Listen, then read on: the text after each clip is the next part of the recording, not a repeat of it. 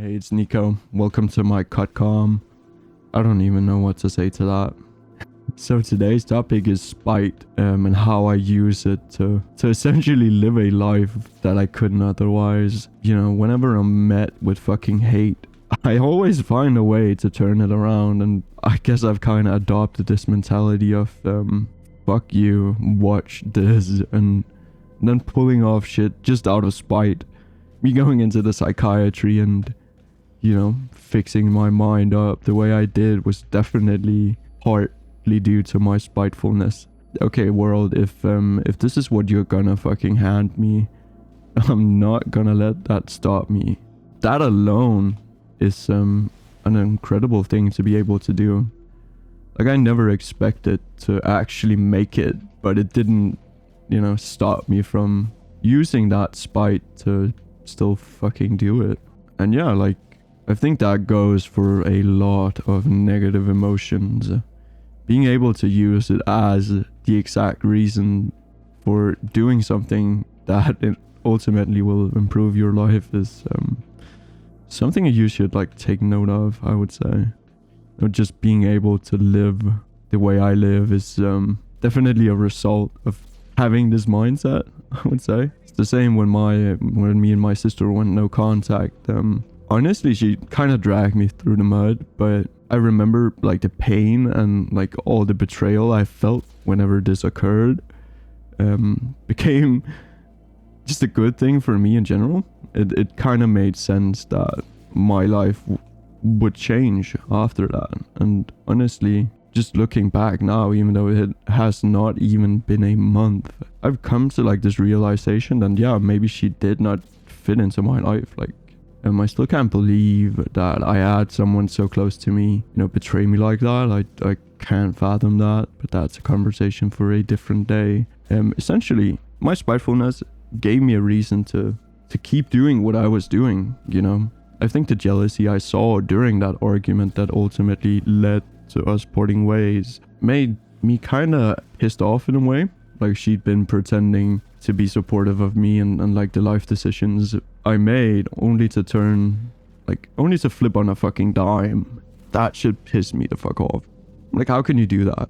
You're supposed to be my like big sister. You're supposed to, you know, play that role, and I'm not gonna treat you like a fucking infant that can't see, you know, right from wrong. Then again, you know, same goes for, you know, the abusive shit I went through. And when it comes to my parent, and cutting her off was like the best fucking decision.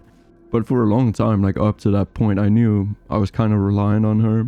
But I knew just the way I was headed in life, she would try to tear me the fuck down. And so, in the meantime, I just acted out of spite. I'm like, okay, you're telling me I can't do this, I would do that.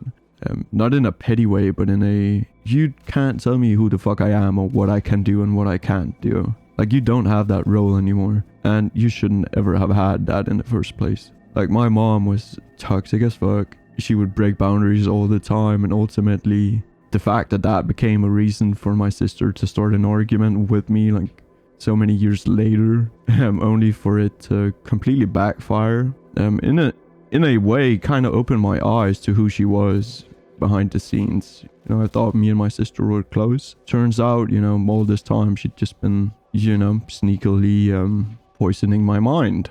That shit sucks, you know. Like, I used fucking spite as a way to succeed when I shouldn't have. You know, when you grow up in a abusive household, just off the cuff, you start life at such a disadvantage.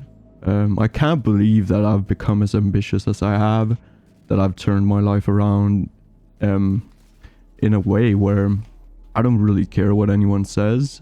Of course, you know, certain people's opinions obviously has weight to them. Like, if my partner says something, that's not what I'm talking about here. What I'm speaking on is, you know, people that you know intrinsically aren't good, that you know have like a certain evilness to them. You know, people that hate on people for even just trying. Those are the people I speak about. Those are the opinions that not only do I not care what people have to say when it comes to shit like that, But even if it affects me positively.